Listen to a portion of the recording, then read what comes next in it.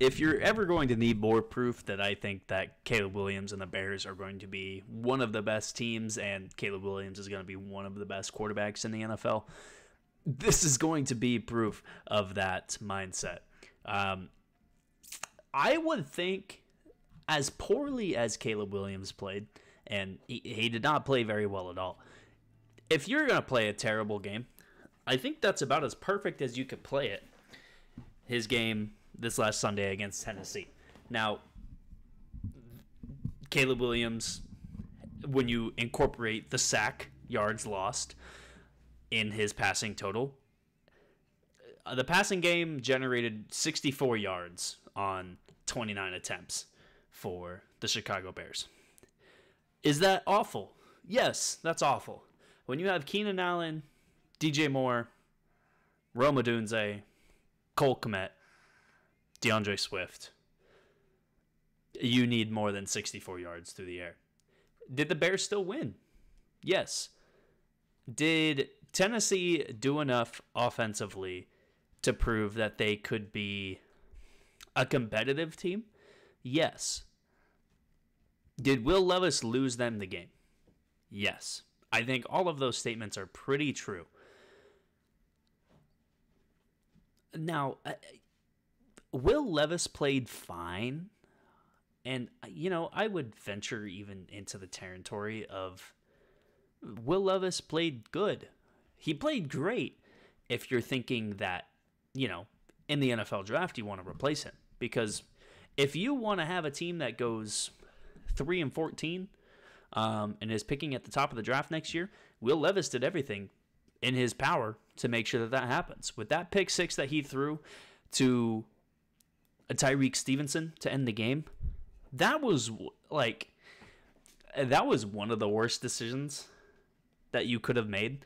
A rolling out of the pocket, sort of shovel flip to a guy 15, 20 yards away. That just shows a complete lack of, I don't want to say awareness. I would like to say that shows a lack of, I guess awareness is the right word. Awareness that you're in an NFL game. You can't make that type of throw ever in your career. You can never make that throw. That throw is never going to be positive for you unless you're Patrick Mahomes. That's the only time. And I think we have enough. I think we have enough to say that Will Levis is not Patrick Mahomes, never going to be Patrick Mahomes, and never has been Patrick Mahomes. What I will say defensively, Tennessee, I don't see a reason why this isn't a normal case for them. With their secondary, with L'Jarius Sneed, with Roger McCreary, this defense, this secondary especially, played out of their mind. And if Harold Landry, if Jeffrey Simmons, if, the front seven, if they can consistently get pressure on a quarterback, 2 sacks in this game, which is good. You want to be able to get a rookie quarterback. You want to be able to get after a rookie quarterback. But, they were in this game and should have won this game off of the strength of their secondary alone. Now, the weapons that Tennessee has on their team, I think this team is going to either live or die off the fact that their running backs are either providing a lot for them or they're not providing a lot for them. 27 touches for 126 total yards between Tyjae Spears and Tony Pollard. We saw an obvious showcase of what this season is going to look like. Tony Pollard is going to be the guy running the ball, and then both Pollard and Spears are going to spearhead the passing game out of the backfield for this team. They were the leading receivers for this team, a team that features Tyler Boyd, Calvin Ridley, Treylon Burks, and Chigoziem Okonkwo. And we're still, look, I haven't been on the Chig Okonkwo train ever in my life. I don't think I'm ever going to be on that train, but they're still trying to make it work. I mentioned DeAndre Hopkins as well as part of this skill group. But, going forward, this is going to be a game. I think this is going to be a fork in the road game for each team.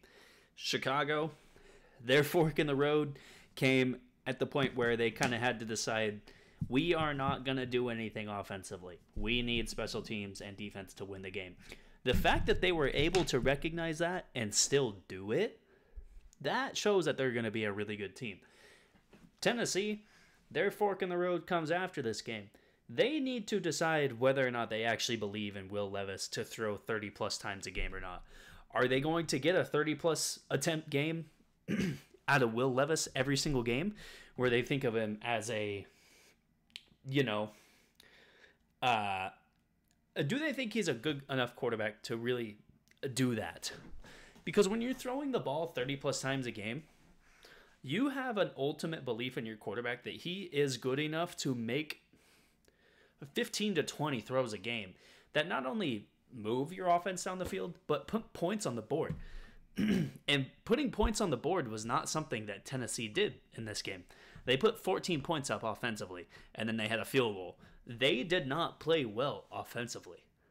They were 3 for 14 on third down. They scored 1 of their 2 red zone attempts in the end zone. They were not good offensively. And like I said, this is a game where you need to make that decision. Because running the ball, they did pretty well. I said 27 touches for 126 yards, but between Pollard and Spears, 20 attempts for over 100 yards. As a collective, that's pretty good for your football team to be over 100 yards rushing the ball. And Will Levis can run the ball as well. He had 40 yards almost. So this should be a game for Brian Callahan and the rest of this offense to kind of look at and say, we need to make a shift to focusing more on running the ball, because they got the team to do it.